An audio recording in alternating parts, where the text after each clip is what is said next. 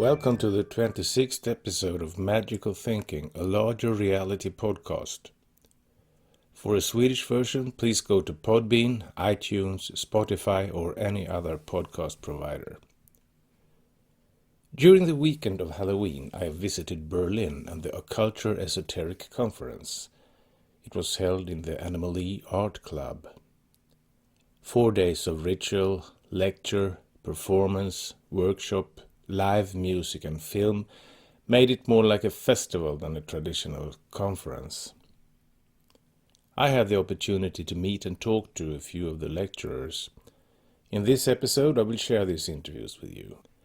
You will meet Gary Lachman, Bianca Carina Wertheimer, David Lee, Dimitar Dimitrov, Keith Readdy, Jessica Grote, and Daniel Pinchbeck.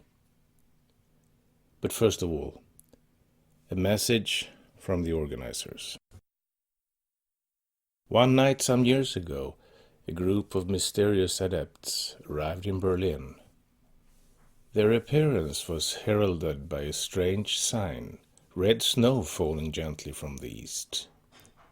Each came independently, navigating to our plane from different timelines, called to travel at once to this dimension.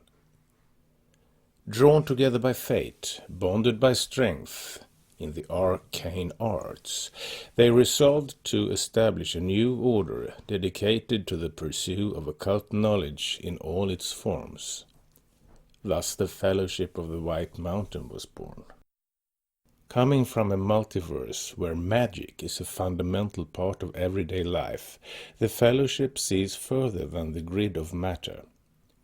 This augmented sight has shown them the golden path to enact the singularity of an active transdimensional wormhole. Occulture stands at the crossroad of this initiation.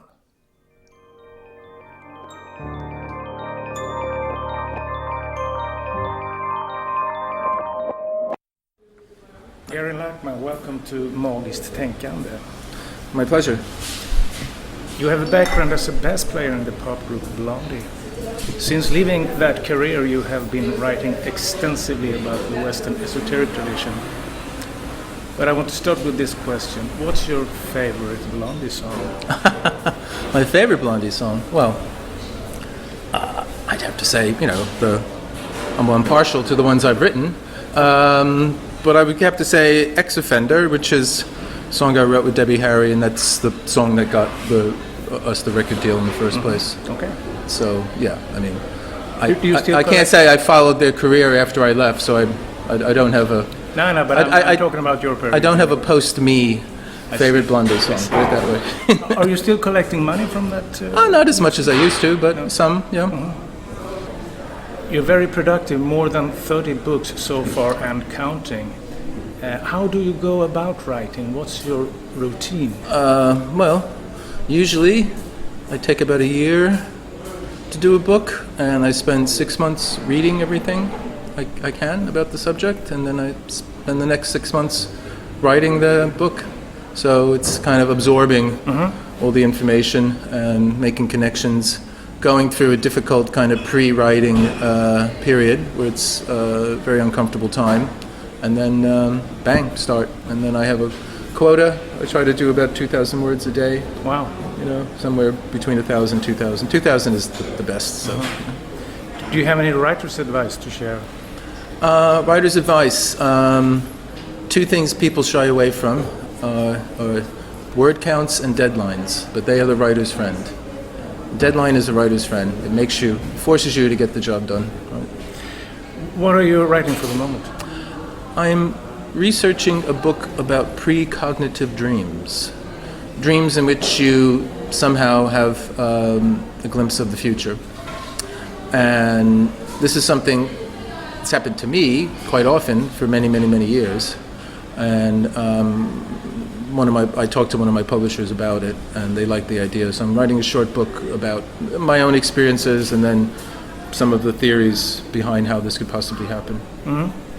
You talk in your books about your own experiences. Some of that kind, and also, for instance, synchronicity. Historians are not known for taking this kind of stuff seriously. And it makes me wonder, what's your position in the academic pecking order? Are you accepted in I don't have mainstream one. academia? No? I don't have a position. You're outside I'm, of that. I'm not in the academic world, although I teach online courses, distance learning, for the California Institute of Integral Studies. They are based in San Francisco, but I've taught courses. I've taught summer courses for their online distance learning based on some of my own books, but I'm not officially attached to any university or anything like that, and one, that makes it it's, how should we say it? I know quite a few people who are in the academic world and study this, and while they're doing very, very good and laudable work, it also imposes certain constrictions upon yourself, and you can't quite come out openly and say whether you believe in it or not, and that doesn't affect me. I say in the books, what I think about all this stuff, so I don't have to worry about. So it doesn't bother you really that you're not a part of the not really. mainstream academia? No, not really, because at one point what I wanted to do before I started writing full time, I had planned to teach philosophy. That was the big career move I made from being a rock musician. I decided the next logical thing to do would be get a degree in philosophy and teach philosophy. So I got a degree, and then I started doing a graduate course. But this was in the early 90s, and it was at the beginning of the political correctness sort of craze. And I started feeling the effects of that, really. And I realized by the time I finished, I would find it very difficult, if not impossible, to get a job anywhere. Because I was a mature, older, white male who I didn't want to deconstruct anything. And I was more interested in old school humanism and romanticism, and I was a fish out of water, so I dropped out. I see. You've been concentrating on Western esoteric traditions in your writing. Are you also familiar with the Eastern side, like Taoism, Tibetan Buddhism, esoteric? Yeah, in a general way. I haven't gone into them as much, but what similarities do you find between Western and Eastern? Oh, there's a lot of things you can find. I mean, aspects of Tibetan Buddhism are very much like the Western occult tradition. There's a whole variety of rituals and, if not spells, certain kind of meditations, and there's demons, and there's not angels, but the different Buddhas. Someone who crosses or sort of straddles both sides is that of someone like C.G. Jung, because he's written introductions to the Tibetan Book of the Dead and books on Zen, the I Ching. And Taoism and some of Jung's ideas about synchronicity are very similar. So I think essentially there's a great deal that's very similar. I think what happened in the West is the Eastern imports seemed really exciting and seductive because they weren't Western, and the Western spiritual tradition had a bad reputation because of people's understanding of Christianity, and then also what we call the Hermetic or esoteric tradition. It's been kind of seen as a kind of occultism in the sense of sort of Satanism or something like that, this kind of sensational side, which it really isn't at all. In your books, you repeatedly return to two basic questions. The first concerning Cartesian dualism, the problem of objective and subjective reality, inside and outside, mind and matter, and how these domains relate. And the second one is, are we skin-encapsulated egos forever captured in our heads, or are we on a deeper level connected in some kind of field or web? What's your view on these issues? What conclusions have you reached so far? The way I've come to see it is that although it seems that there's a radically different outside world and a radically other inner world, and we've been taught that since, as you say, Descartes and all that, but all of us can find moments in our lives when that doesn't seem to be the case, when there seems to be a continuum or participation is one of the words I use.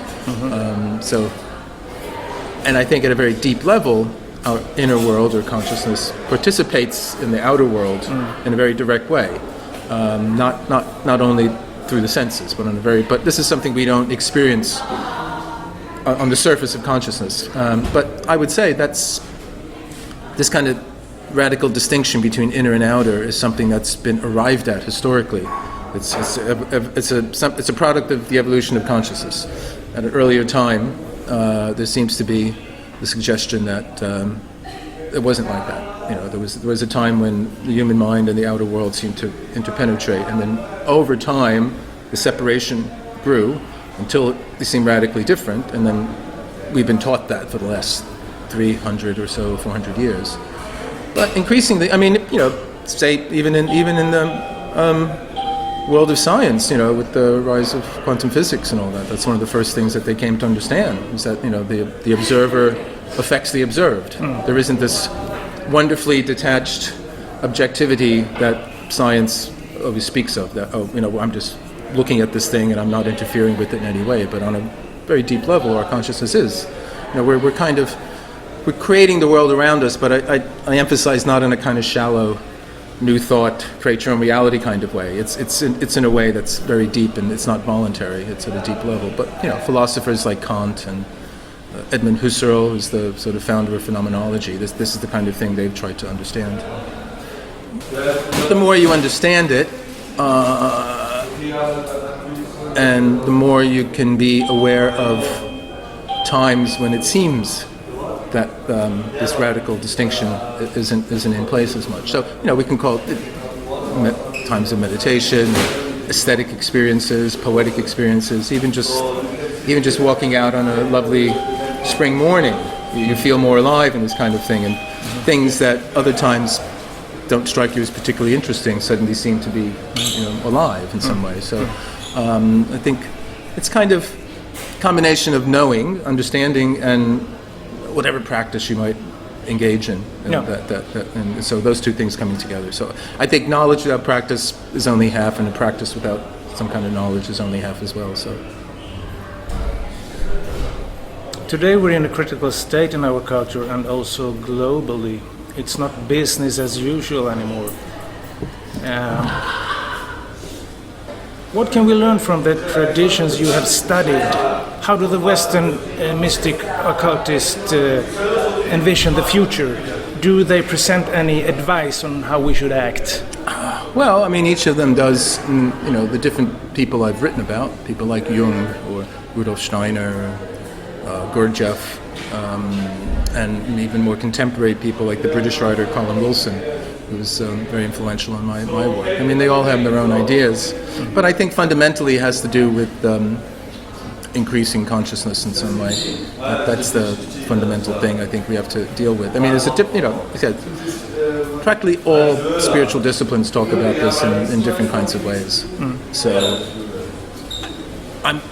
there's ones that I've studied in practice, and I'm more familiar with than others. So something like Jung or Gurdjieff's work, I'm more familiar with that. I practiced it in different ways at different times than I am with, say, other spiritual traditions. But I think, in essence, they're all sort of aiming at that somehow.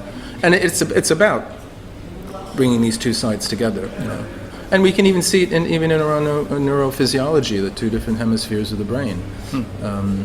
There's a wonderful book came out about 10 years ago, called The Master and His Emissary by E. McGilchrist, and it represents the whole left brain, right brain kind of story, dialectic.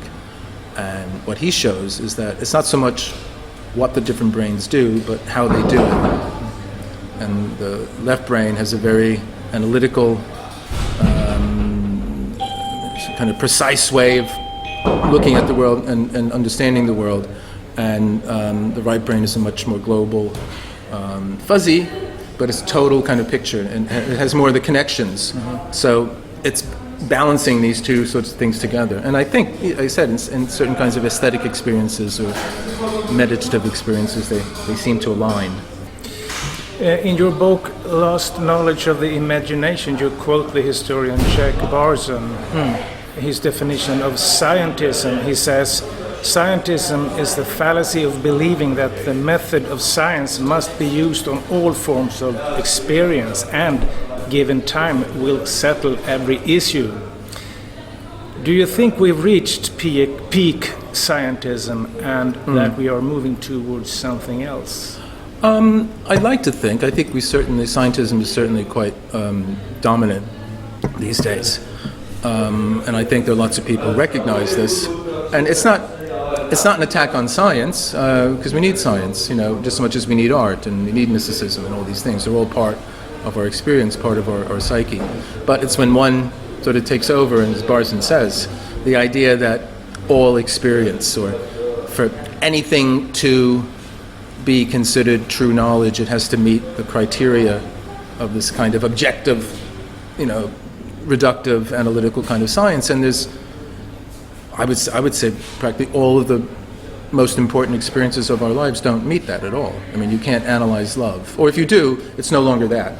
You can't analyze the aesthetic experience, although people do. There's a lot of sociobiologists or evolutionary psychologists who want to understand these things in terms of survival and adaptation and all that. But this, to me, it kind of,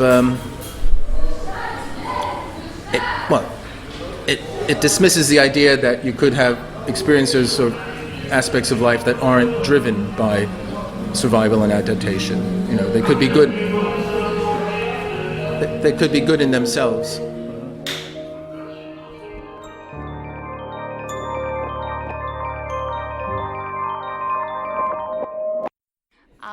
Hi, my name is Bianca Carina. I am an eclectic witch and an ovate great druid of the Order of Bards, Ovates and Druids. Today I gave a talk about public relation and media, press work, and especially interfaith dialogue, because I think that it's a really important topic. And it might be really helpful, especially if you are a spiritual practitioner, to step out of the dark and to get, not only to become known, but also to help others. Because I think that if there were more of us doing public rituals and press work and just openly say that they are witches or druids, for example, it might become just more normal to talk about it, and people do not have to fear to openly speak about what they believe in and what kind of person they are, because the individual belief of everyone is just something so personal, but also it's part of the person itself, and it's not healthy if you always have to hide who you really are. Mm-hmm. I also talked about what happened to me 6 months ago when I applied for a new job, because I wanted a job in a higher position, and I applied for that job. But the people that were responsible to do the job interview, they have Googled me before, and they have seen that I do public work or open rituals.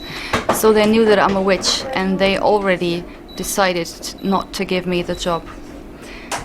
So I went to this job interview, and one of the first questions I was asked is, how do you feel if people think you're crazy or insane?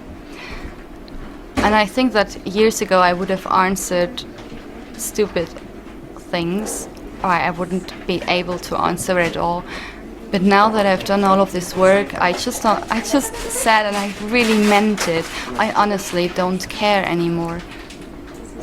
And I think they were so surprised by my answer that they suddenly started to ask about Druidry and about the path that I walk, and it's a path of Indo-European shamanism. And they got quite interested in it, but they didn't even ask me any questions about the profession or about the job that I applied for. So I've left the job interview, and I thought, well, I will never get the job, and this was the worst job interview I've ever had. And then they called me the day after the job interview, and they told me that they will give me the job, or that I will receive the job, and I'm fine. They said that they still think that I'm a bit crazy, but they're okay with it. And they even said that they think that I would fit perfectly into the actual team that they have. So yes, and after this, my new manager even called me on phone. But this is a bank job. This is a bank job. It's a bank job. I do private loans and quite advanced or a big responsibility in this. Yes, it position. is quite a big. It's quite a big responsibility. But I've never realized why my own belief should influence the work that I'm doing.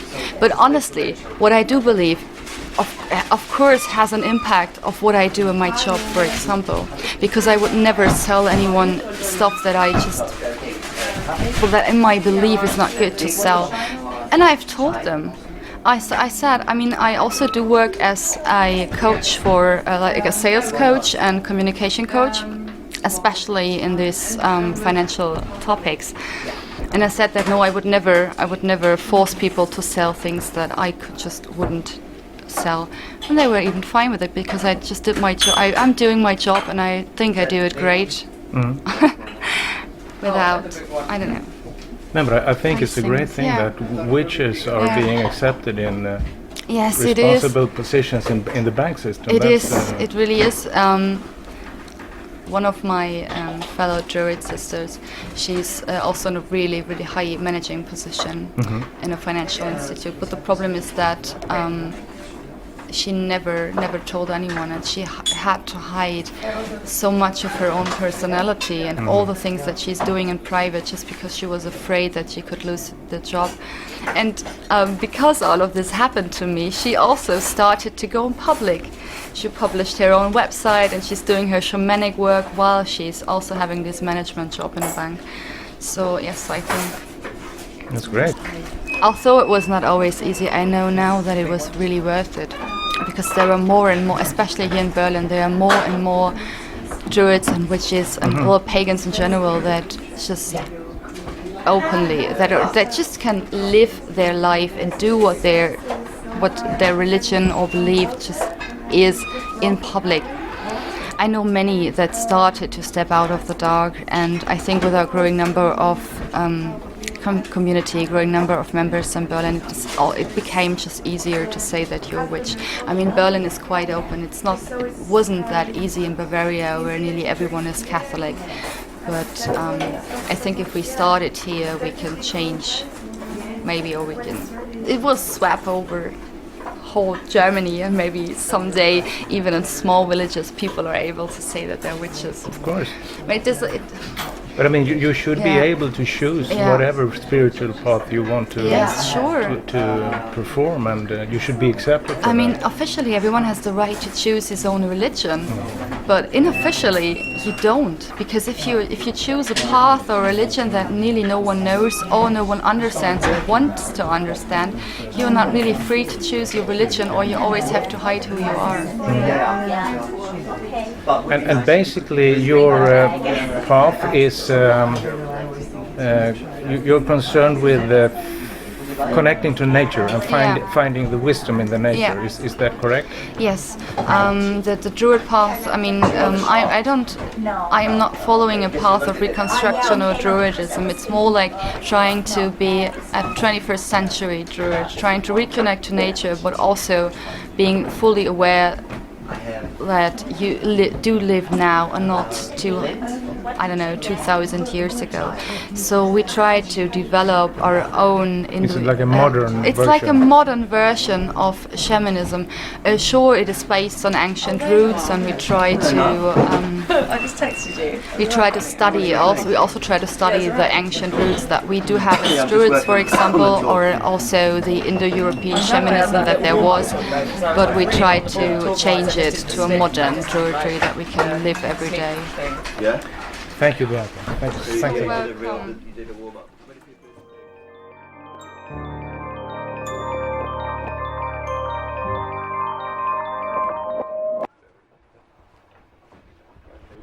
Okay, I'm David Lee, and I gave a talk here yesterday called Soul of the West, Magic Awakening and Hellenic Gnosis.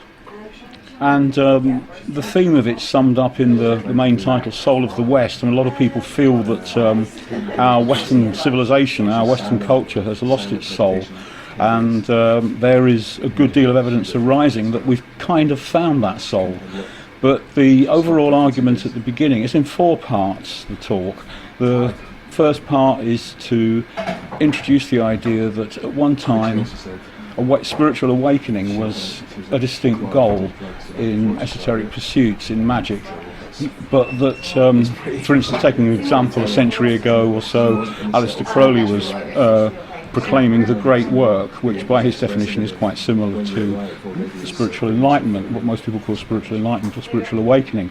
And but the problem being that he inserted this idea of godhood into a godless civilization, into a civilization that was steeped in scientism, which is basically a religion based on taking the ideas of science and making a limiting structure out of them that cuts out the majority of human experience, subjective experience, consciousness itself even. And so this is problematic for any awakening type goal that talks about the gods and God and so forth and all of that, particularly Almighty God. So sometime, during the psychedelic renaissance of the late 60s, early 70s, there arose a popular movement which attempted to bring magic back into culture, which we call the New Age. But it's kind of like, it's all very sloppy thinking, tends to require that you sacrifice your any rational thought. So this is not a successful attempt to live in a better world. However, then in the late 70s, something else came along, which chaos magic, which started from the point of view, we're going to do magic even though we don't believe in the gods and so forth. We're going to just we're going to believe whatever we believe for the sake of doing magic. So it's kind of in a way a postmodern sort of approach to magic, and in a sense it represents the absolute bottom of metaphysics. It represents, complete DIY metaphysics, just do it yourself metaphysics, and we'll take it from there and see how it goes. And it was enormously successful, and it's transformed the whole field of magic. I mean, there were things before that. There was Robert Anton Wilson with his multi-model agnosticism, and Lionel Snell, also known as Ramsay Dukes, who wrote in the earlier 70s about multi-model approaches to magical living. But it kind of crystallised with Pete Carroll's book Liber Null in 1978. And this was a real kind of like stimulating shot in the arm for magic, insofar as it took magic down to the bare bones of technique. What works here? In order to make the techniques work, one of the techniques you need is higher consciousness, or gnosis as it was called in the chaos magic scene. Now, all of this is kind of quite satisfying on one level. I found it quite satisfying in my youth when I got into that. But there's another whole side of experience that it neglects, the early style of chaos magic. And it's a bit close to scientism in that respect. It tends to leave out a lot of mystical experiences. In my late teens, I did quite a lot of LSD, and I had various experiences which I don't actually do stumble into various interesting experiences, such as a sense of cosmic unity and so forth. And this was not, that kind of area of exploration wasn't covered by the early chaos magic and its science-like approach. So over the years, I started to try and introduce these other elements. I wrote a book in 1997 called Chaotopia, which was an attempt to bring the critical analytical approach of chaos magic to the field of mysticism and say, what can we do here about higher consciousness? And the book in itself was I didn't really have any answers, I just asked a lot of questions. So the book itself was a spell to evoke that sort of discourse in the chaos magic world, and it worked. We had, a few years later, we had Julian Vane writing about his Holy Guardian Angel experiences. A few years after that, we had Alan Chapman making a big break with the old-style chaos magic and writing advanced magic for beginners. So you've got a genuine interest recurring in the idea of awakening as a goal in magic. The second part of the talk's really about it's kind of a fun bit in a way. It's taking models of the cosmos. So what are these beliefs we have about life, such as scientism, such as religious beliefs, such as chaos magic, etc. What do they look like? What kind of cosmos? So I drew little stickman pictures to kind of show this. And scientism is a dismal prison planet universe where we're just meaningless, insignificant mind trapped in meaningless matter and limited by space-time, birth and death. Where it's a very poor cosmology, very limiting. Chaos magic expands that quite a bit. You get the idea that we appear to be limited down here, we appear to be divided into mind and matter, but in higher states of consciousness, in gnosis, we realise that we are accessing something which is more a kind of a unity. And the proof of this, because chaos magic is intensely pragmatic, is that we get a result of our spell. So it's a very kind of, I've got the right one there. So it's an expanded cosmos, it's a bit better already. But if we're going to bring awakening into it, now with chaos magic, we've already questioned the idea of God and the gods and so forth. But we need to look at what we're looking for here. We need to sort of decide what we're looking for. So I then give a very simple, kind of rather universal picture of what a cosmology might look like, a cosmos might look like, that included spiritual awakening. So, looking at the differences between paired words which represent different experiences. So, for instance, you've got time and eternity, you've got objects and oneness, and so on and so forth, becoming and being. And okay, so we've now got a kind of a cosmos. That's the second part of the talk. The third part is to then look at how this links up to recent writings and discoveries about the Hellenic gnosis, the ancient Greek world, particularly up to Plato. Really the influences that built up towards Plato. And I give some quotes here, quote by Carl Jung about, it would be better to work with what's at the core of our culture than simply to always import spiritual disciplines from other cultures.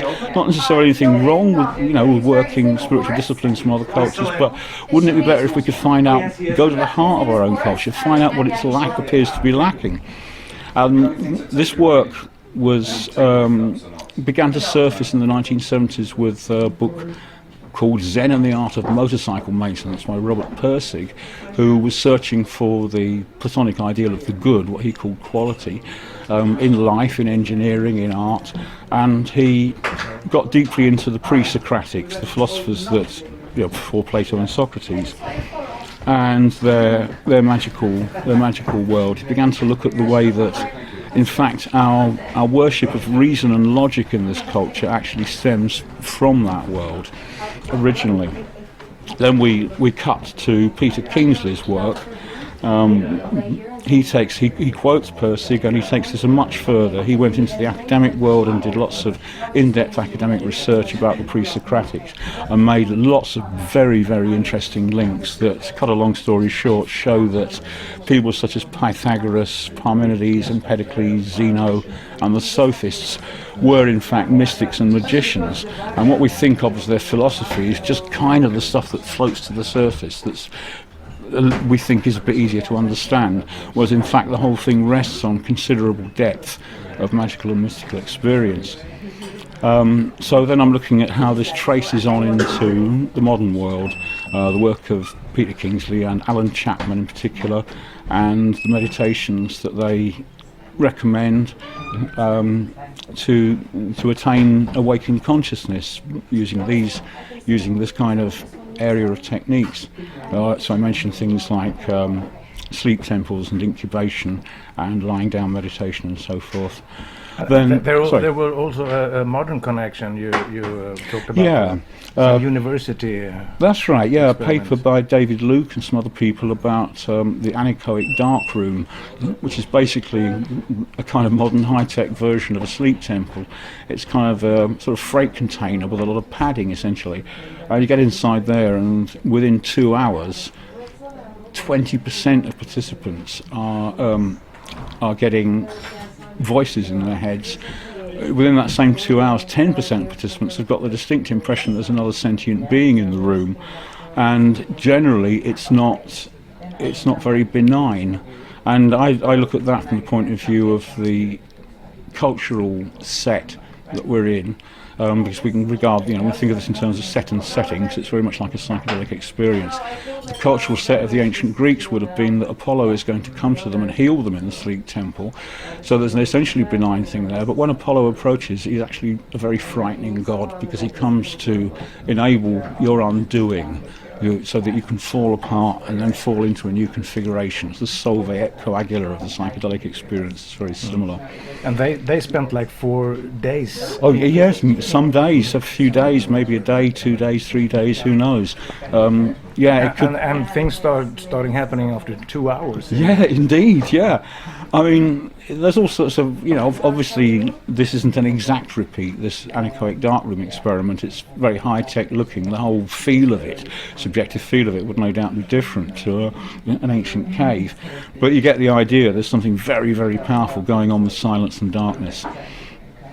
And I then the final section, look at what is this thing we call awakening anyway, what's it about?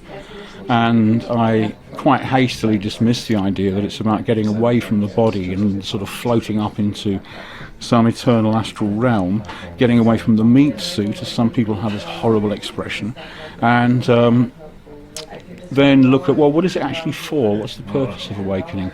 And I'm looking at traditional ideas that awakened consciousness actually creates and maintains the world. Story of an Inuit shaman who spoke about the Inuit a few generations before him, who said that that's what they were doing, the shamans were doing, and the traditions within the songlines of the Australian peoples that talk about, when they do their walking and singing collectively, what they're doing is they're making sure the world exists. And they say that, when people all over the world stop doing this, the world will kind of collapse. And this sounds very weird to a scientific culture, but this is actually part of the tradition of what awakened consciousness is about. We are completing the aeonic project of making sure the world still exists and keeps going. The idea that, just a little footnote about me coming into magic as a chaos magician, so very pragmatic, kind of sciencey background and all of that. And so, I was, like most people in this culture who get into magic, very tied into the Faustian bargain, the idea of power. And this is, so people who have come from that background, they don't want to just let go and go into mysticism. I'll stop being a magician if I go into mysticism. But it's not like that. As with the pursuit of awakened consciousness, you're actually right at the heart of magic. You're exactly where magic is supposed to be, so you're not losing anything at all. And that's really the brunt of it. I have one final question for you. What do you think we are headed to as a culture, and what do you think the world will look like in 10, 20, 50 years from now? That's a tough one. I think I don't think things are going to get noticeably better in the next 10 years. When we're talking 20, 50, who knows? This is really a problem for the younger generations will solve. And I see signs of changes in consciousness in different generations, and I think this could be very hopeful. As far as the longer term view, particularly with the esoteric scene, I think the esoteric scene is in a very good place. I think we have amazing materials both to do mundane magic and to pursue awakening. It's in a better space than it's been for a long, long time. And I think what we will see is the cultures that are wrecking the world now. We're seeing them breaking down as we speak. We're seeing them breaking down all the time. We'll begin to see the crystallization of new ideas that become more influential, but that's a very long term. I think we're talking about maybe a century there. I couldn't say more, really.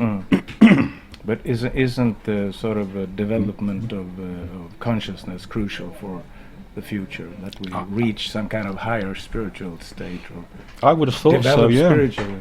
I think we need a culture which has at its... If you think of a culture as like a mandala with all the sort of external stuff around the edge and then the various cultural elements that are shared, and then there's kind of nothing in the middle. There's an invisible point with all mandalas, but that invisible point points towards awakening in a healthy culture. It points towards the idea that we can see things from a different angle, from a spiritual angle. We're not just trapped in this wretched scientism model of the universe, or a wretched religious model of the universe of any kind, because I think of scientism as religion. Okay, thanks a lot, David. You're welcome.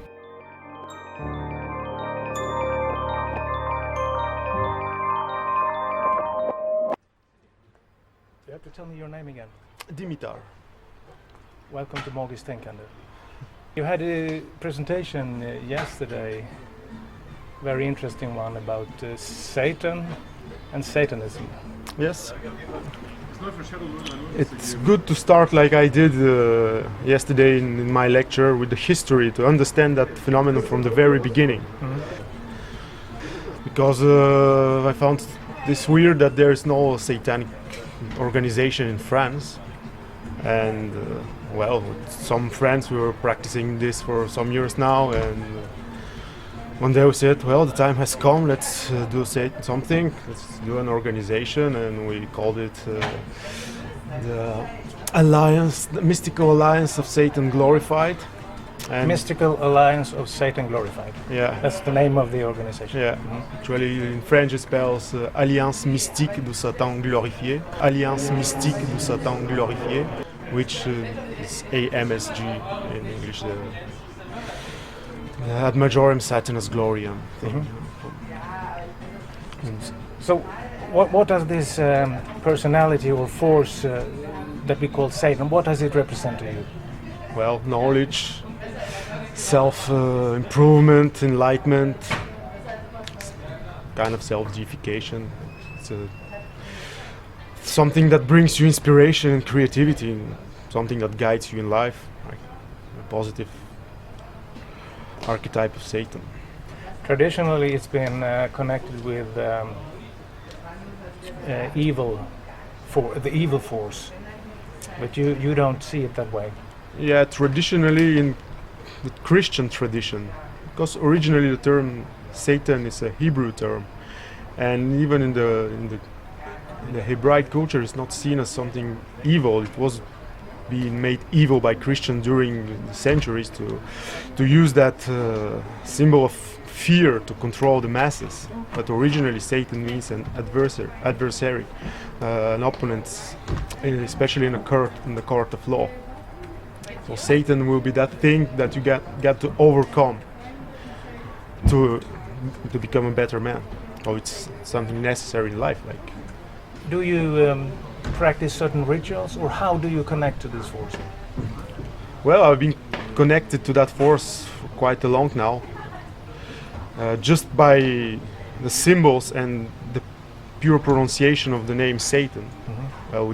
With years it became something that gives you more power, like a sigil, something you put meaning in it, and it became powerful and powerful. And that's why we called our group the Mystic Alliance of Satan Glorified. The first and the more basic ritual among us is to say Hail Satan instead of hello. And when you say somebody and say Hail Satan, you feel something, an energy or presence. That's the first thing. And then we have some rituals adapted from the Church of Satan or Aleister Crowley or other esoteric teachers.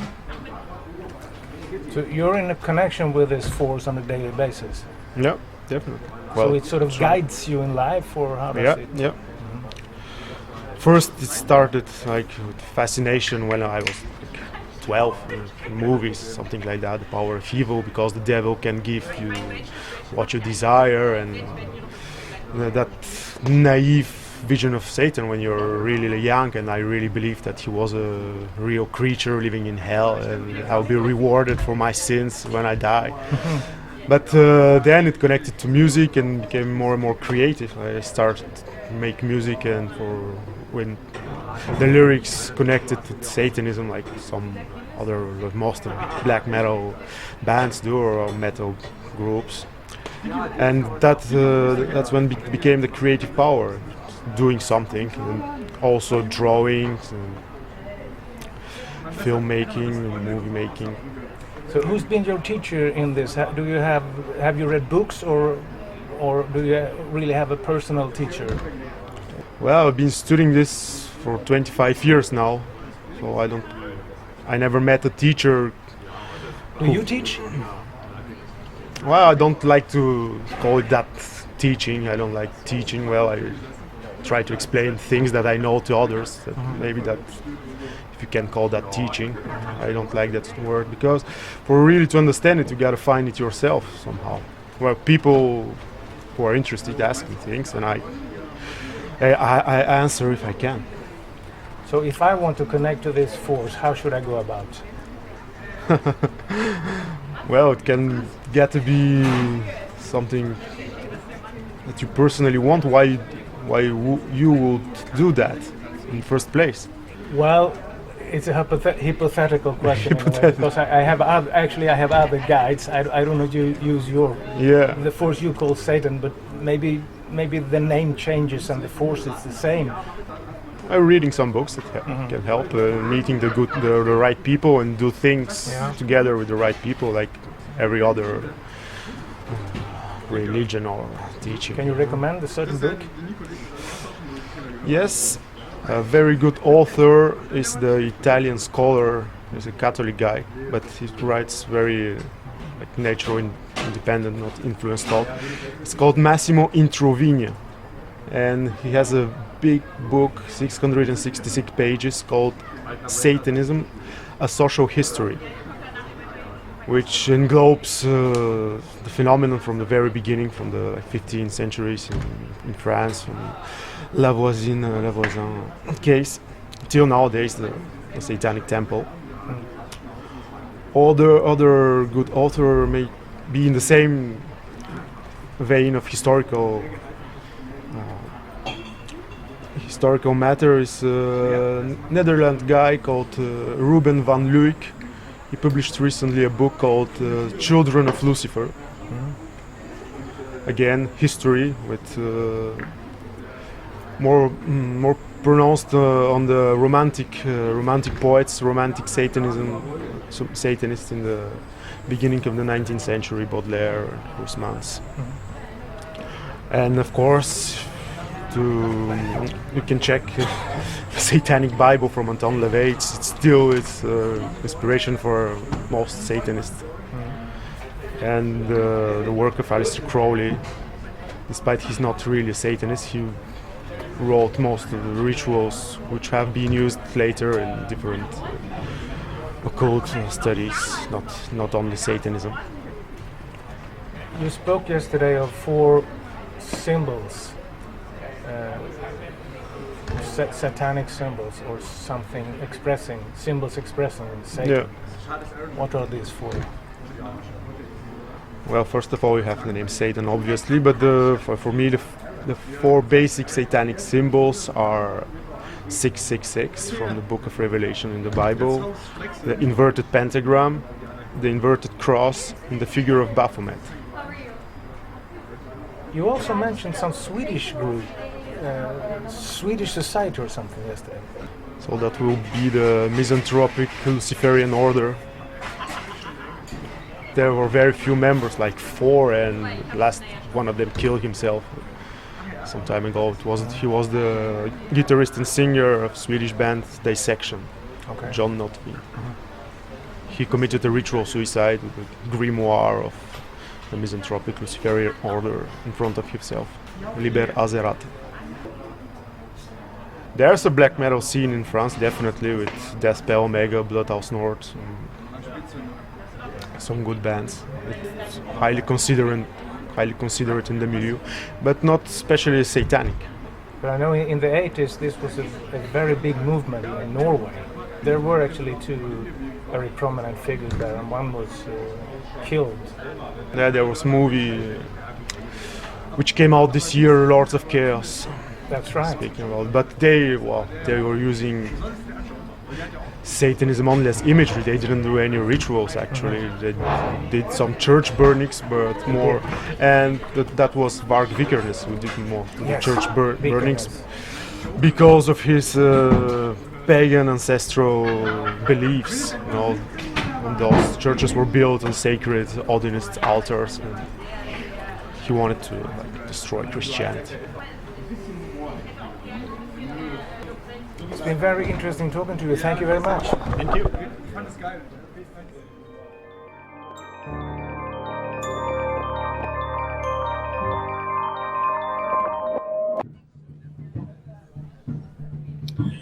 Hi, my name's Keith Readdy. I'm the author of One Truth and One Spirit, Aleister Crowley's spiritual legacy. I'm also the chairman and founder of the Molluscum House Foundation, meant to help restore and maintain Molluscum House as a heritage site for future generations. I'm here at the Occulture Berlin Conference here in Berlin, Germany. And today I spoke on the history of the Thalamic movement after Crowley's death. I guess where to start with is where Thalima ended up at the moment of Crowley's death, which it nearly disappeared. And what I explore in the book and explored in my earlier master's thesis, of which the book is based off of, is that if it wasn't for the occulture, the Thalamic occulture that was emerging in the 1960s and 1970s counterculture,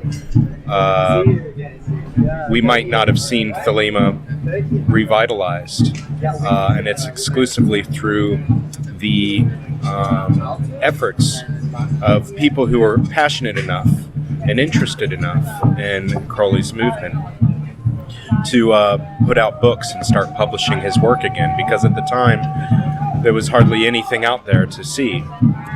Everything was either in rare book collectors or they were just very expensive. The movement was basically, as I said, non-existent. Carl Germer took over Aleister Crowley as successor, but he didn't really forward the Ordo Templi Orientis much further than what it was at Crowley's death. But what he did do is he consolidated a whole bunch of Crowley's literary estate and put it all in one place so that it could be saved. Now, once Germer died, he left no actual successor himself. And so basically what ends up happening,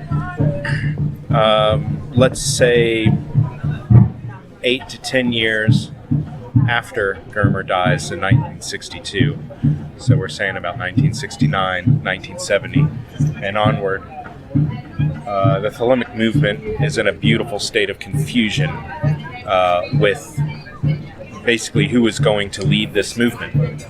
Now, one person worthy of mention here is Grady McMurtry.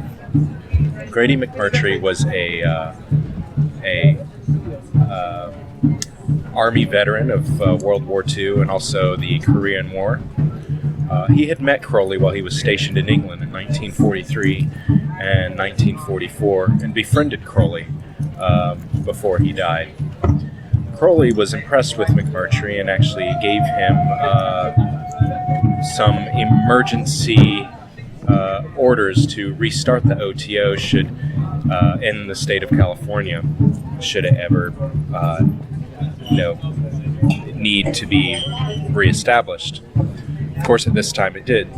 So McMurtry took that as an injunction to restart the OTO, and he began initiating people with his wife, Phyllis Seckler, in 1969 in California. Now, at the same time, we have another personality, a very bright mind and erudite, but very irritable personality at the same time, Marcelo Ramos Moto, who was a student in the AA under Carl Germer. Now, Moto had received a letter from Sasha Germer when Germer died, calling him the follower. So he believed that he was to succeed Carl Germer when he died. At the time, around 1973, Moto was working on his own project, which was known as the Commentaries of El.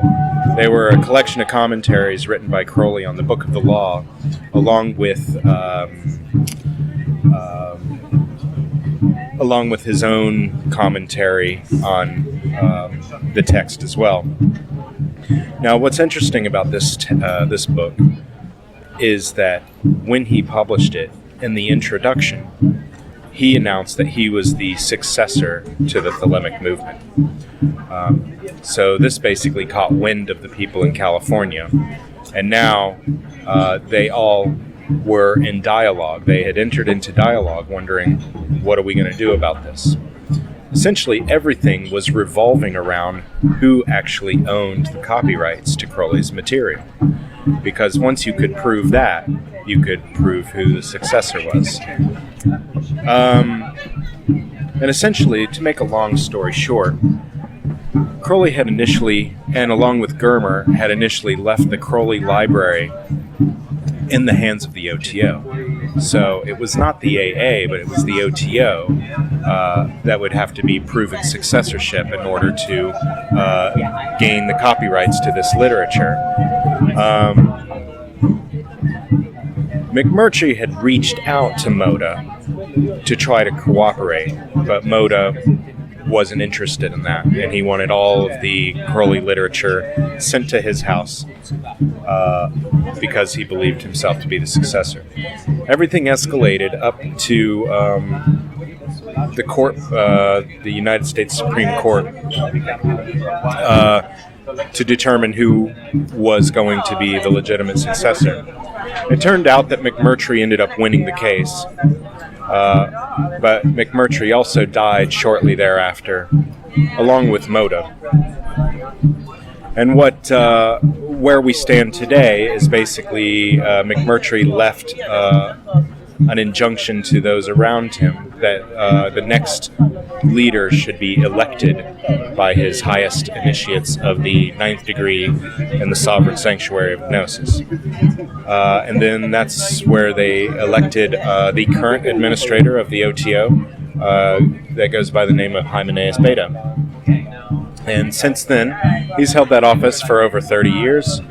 The OTO has grown all over the world, most substantially in the United States, some in the UK, and all over internationally, even into the eastern countries. So it's quite remarkable, actually. It's still very small, considerably, with compared to other religious movements, but it's growing quite substantial. There are, I think on the books that are active, maybe 4,000. So it's quite small still. But that doesn't include all the people who used to be members or would consider themselves followers of Crowley or Thalamites, or in some way incorporate Thalama into their own spiritual practice. And I expect that number to be significantly more, probably closer in the 10,000 or even more than that. So where I ended the talk, essentially, was that we're entering into a new paradigm now with access to information and the internet and social media. It poses its own problems, of course, but it also demonstrates that Thalima is growing into a wider occulture. And for me, interested in this subject, I find that a fascinating thing. But you have sort of integrated these insights in your own life. Yes, absolutely. I've worked the system for quite some time. It's, I think, like any spiritual path that someone might find true in their own life.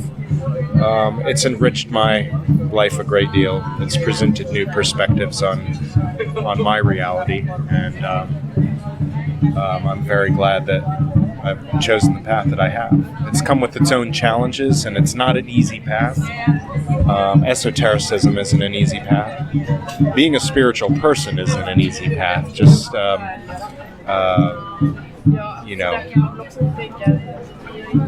so it's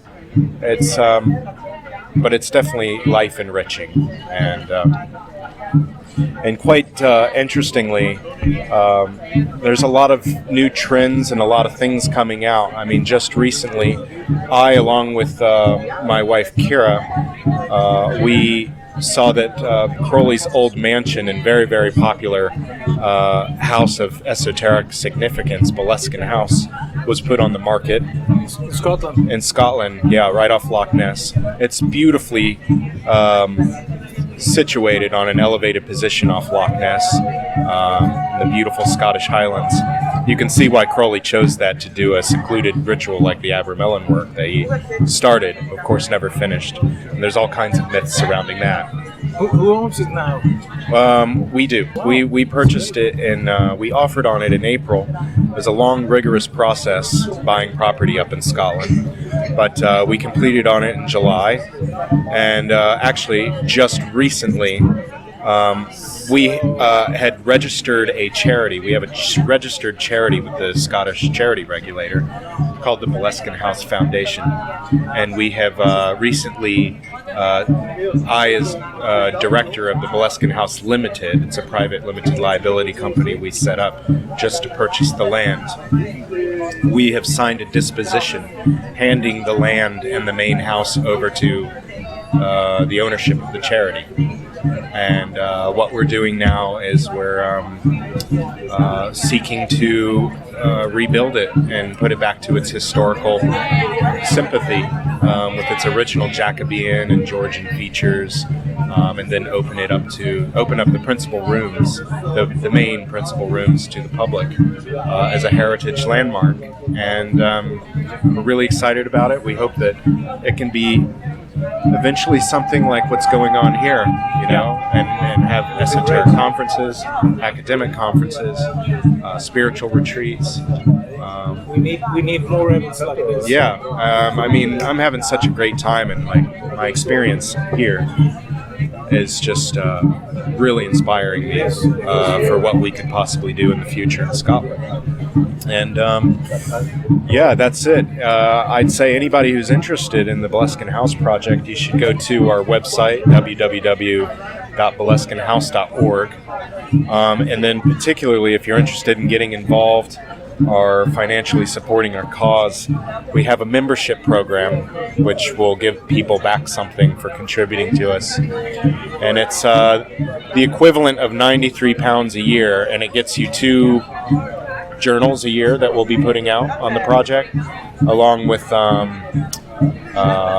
members only kind of information and early bird information about events that we might hold there in the future, free access to the site,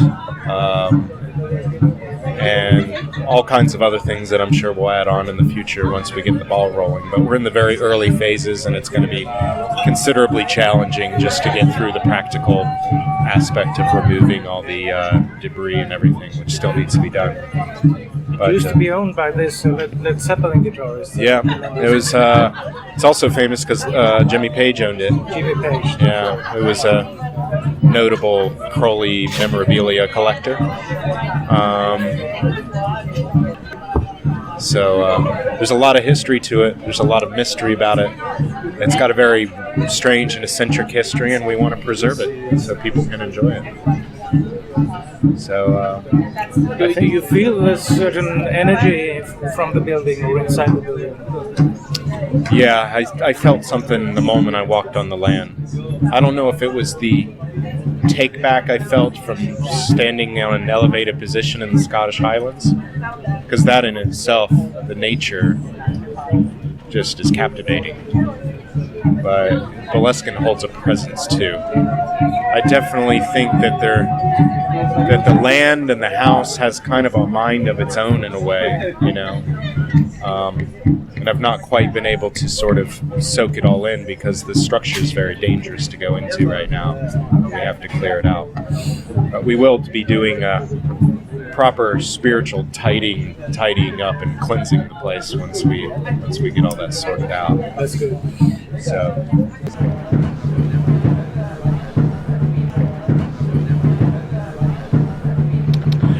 Part of the problem with esotericism, and I guess in fact a lot of spiritual movements, but particularly in esotericism because it gears its followers through like grades of initiation and oaths of secrecy and all this stuff. Somehow it's privileged knowledge that not everybody is supposed to have. Well, the reason for that is because not everybody is always ready for that those really austere practices, steps. But it's part of the danger too, because there's an implicit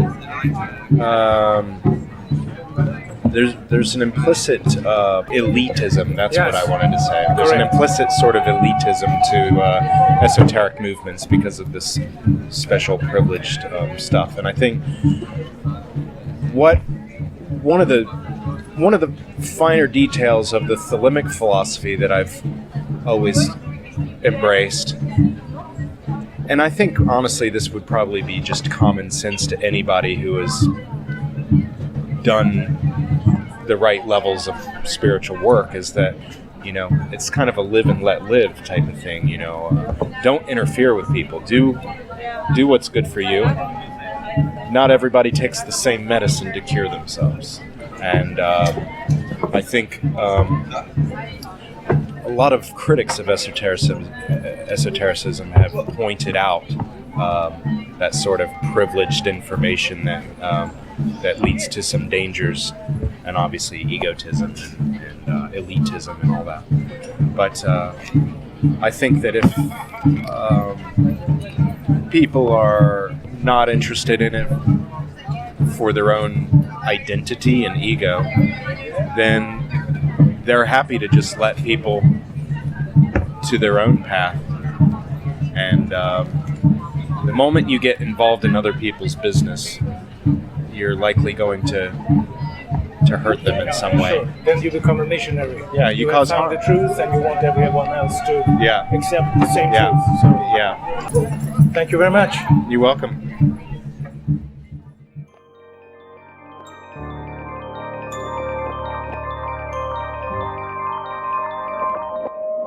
Yeah, so I'm Jessica. I gave a talk on the heretic pathways of the cosmic gnosis, strongholds of the demonic all, and basically introduced essential concepts of the cosmic gnosis. That's the current I'm working in. And this is embodied in different groups, and two more explicit public are the Ecclesia Gnostica Eterna and the Société Voodoo Gnostique. So we work with Gnostic sacramentalism on the one hand, and the other group works more with traditional African Haitian voodoo. And both, though, work within this frame of the cosmic gnosis. And this, to me, is a worldview which is very different to many of the occult currents and systems these days, as I also just saw in many of the talks here, because they are all very focused still on connecting to a higher consciousness, to the monad, to transcendence and the world beyond, let's put it like that. But even if they draw it back into this world, they are still focused on this higher spirit, rationality and divine mind, let's put it like that. And so even if they are kind of talking about enjoying physical existence, they are kind of still neglecting it, I think, or putting this divine mind above it. And I think it has to be the other way around. That's what we are teaching, and to connect back between soul and soul, which is very closely intertwined with body, soul-body, connect us back to the phenomenal reality outside the living reality and the living cosmos, which we call the pandemonic reality. And this is basically what we're talking about, that we have to do this Gnostic transformation of the self, which means to exalt soul-body again over spirit, and to control spirit instead of the other way around, because right now this spirit, rational, transcendent agent kind of is taking over and forming our worldview and separating soul from the outside and from the real living outside. And you can see this in many of the primordial people who are much closer still in living with numinous powers and spirits and beings and nature also. And this is very, very important, I think, to go back to also, especially when we see how modern society develops. I think everybody who's operating, like every normal human being is operating under this spirit, rational mind, ego construct thing that separates our soul-body experience from this phenomenal world, and thus it creates this vision and experience of the world that we see around us right now. Like when I look at a tree or at a house or a building or artwork even, I usually just interpret it with my scientific knowledge, with my common day knowledge, and I experience a subject-object differentiation instead of actually experiencing the demonic power inside of it, which might be there in living things and that enthuse our being and soul if we are able to connect back to it. And that then this experience of souls enthusing each other, that would be the real cosmic reality with a K. So the cosmos, that's why we differentiate it and call it a cosmos with a K. Or write it, spell it like that in the original Greek spelling, to just make sure that it's not about cosmic consciousness or something like that, but it's about really connecting with the plurality of life and living phenomena instead of this from our mind-controlled reality that we perceive every day in a kind of day consciousness, as we call it, versus a night consciousness. As I said in the talk, ancestor veneration is very important to connect back to those souls that have gone before and that are seeking embodiment still, and that you can connect to in your lineage. And also, of course, all the tradition initiation lineages are a connection back to the past via those dead souls, right?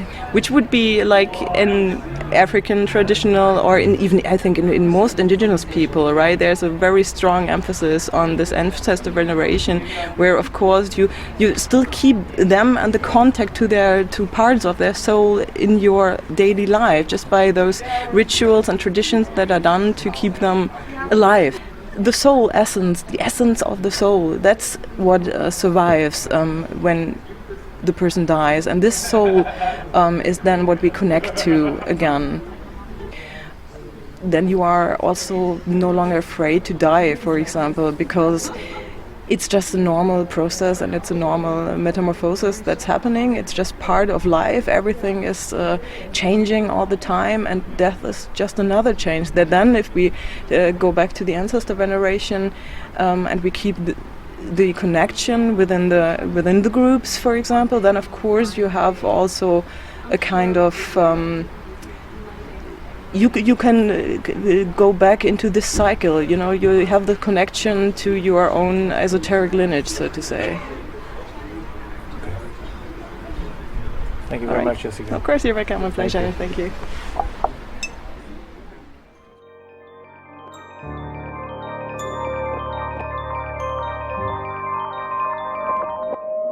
What's your name? Daniel. Daniel. Pinchbeck. Daniel Pinchbeck. Yeah. Could you tell us a bit about your background? Originally I was a magazine editor and a journalist. My parents were artists. I grew up in New York City and kind of the counterculture, bohemian world there. I was working in magazines in my 20s. I went through kind of an existential crisis of nihilism that I remembered my psychedelic experiences in college. I decided to make that a subject of an exploration.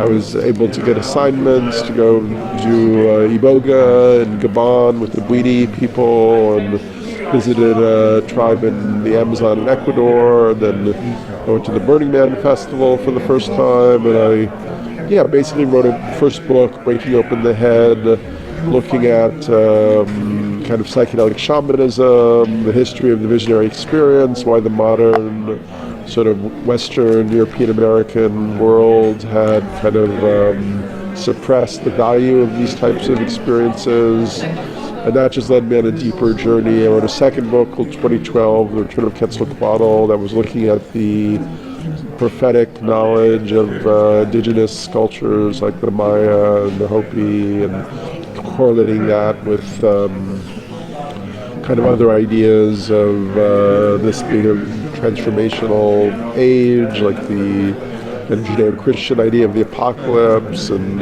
Carl Jung's idea that the apocalypse is actually a sort of psychological event primarily, which he talked about as the coming of the self into conscious realization. and also then I started exploring all sorts of like esoteric phenomena, like crop circles and extraterrestrials and alien encounters and different visionary states of consciousness through psychedelics. And then I wrote that book, and it was a big hit. And then I really was focused on, well, how do you apply these ideas to like social change, what's happening on the planet. So that led me to write How Soon Is Now, which unfortunately took me like 10 years of trial and error, but I was also doing other things. I started a company and made a documentary, and then I wrote another book or two, and here I am now. Mm-hmm. Yeah. Okay. Yeah. Quick question. Yeah. We're sitting in Berlin right now. Okay. And your background is in the United States. Do you spend a lot of time in Europe? I do spend a lot of time in Europe. In fact, I have a daughter whose mother's family lives in Berlin, so I've spent some time here years ago. And I really love Europe and feel very at home in Europe, maybe more than the U.S. So I seem to be gravitating. I really love London. I have a community of friends in Portugal and in Ibiza and so on. Yeah, Vienna. My partner is from Vienna, so we've been spending a lot of time there too. What difference do you see between Europe and the United States when it comes to like these areas we are exploring here, spirituality? Well, I think in general Europe is much saner than the U.S. I mean, I think the problem with the U.S. is, well, first of all, the U.S. took on the mantle of empire after the Second World War, after Europe couldn't like do it anymore, and I feel there was almost like a subliminal bargain made where the U.S. would be like this agent of like rapid progress and capitalist growth and industrialization and colonization, continuing that whole legacy, and Europe would sort of like kick back and kind of like people would live better and still have good like social services and so on.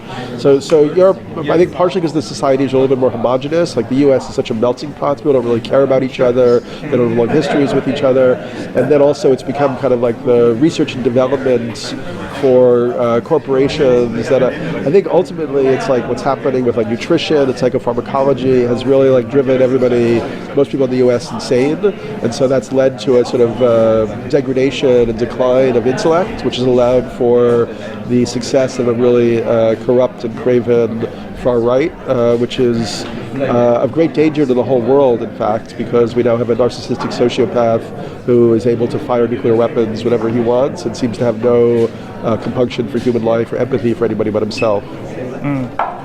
Well, we see these right-wing movements also in several countries in Europe. For sure, absolutely, in Italy and Spain and everywhere, yeah, for sure.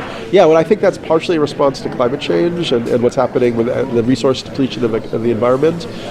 People are feeling fear about the future, and so the first way that people respond to that is reactive and kind of looking for like a strong leader or creating like strong borders. But all of that, none of that's going to work because as the ecological crisis deepens, we'll have like not just tens of thousands of refugees, we'll have like tens of millions or hundreds of millions of them, and then like the whole system that we've created is just going to melt down. Yeah. So how do you envision the future in 10, 20, 50 years from now? It's very complicated. I mean, obviously in the book that you read, How Soon Is Now, I really offered kind of a positive vision of how we could bring about a rapid transformation if we really looked at it as a system design problem. You had a very good suggestion starting off with in that book. Yeah. Right. So the very difficult effort to kind of get the mainstream to even like look at that book or consider it has made me a bit more pessimistic. In that I'm still I still hold out some hope that there could be like a level of transformation, but I also think we may just see a lot of destruction and disintegration and maybe even extinction. Mm-hmm. Because so you're a pessimist, really? Well, I mean, I don't like to be a pessimist. No, I toggle. I also am very interested in the psyche and magic and the occult, and I believe that maybe there are capacities of the human psyche that we haven't really accessed yet that could actually be utilized collectively to transform even the geophysical environment of the planet. And sometimes I think that maybe that'll be like a 11th hour and 59th minute effort to utilize those capacities. Yeah. Well, hope for me actually comes from the generation growing up now. the environmental movement that they stand for. With Yeah, I don't our really Swedish like. I don't honestly like. Yes, I agree with you on one level, but I also don't like. It's always a tendency of the older people to say the young people are going to save the day, Sure. and it's such a way of passing the buck. And actually, the older people, like the baby boomers in particular, are the ones who created this planetary disaster by not like taking responsibility or following through on the visions they had in the '60s that were then became kind of inconvenient because it was easier to continue with the corporate power structures, even though they knew as young people that those were very destructive. So I think I don't like this whole thing of saying, oh, it's the young people are going to save the day. It's actually total bullshit. I think it's actually everybody has to save the day. That's true. Yeah. Still, the younger generation brings some kind of new energy. They always do, and then in the past that gets squished by the contingencies, of reality. But now there aren't really any contingencies left, so there's probably no choice. But that young people's movement is going to keep growing, and hopefully the old people will also join up in droves. Yeah. So what can each one of us bring to the table to make this future more positive, do you think? Well, I think everybody has to inquire into, well, first of all, you have to make the decision that you actually are going to use your life energy to contribute to the positive potential transformation. And then for some people, that may require taking a big cut in pay or, not eating meat or not traveling as much, or some forms like that. But then also, it could be if you feel excited about movements like Extinction Rebellion, you could get involved with that movement. There are other movements, Transition Town, create your own movement. For some people, it'll be like shamanism or magical practices or consciousness practices. So, but I think it's really about investment and commitment that people can make. Thank you, Daniel. Yeah.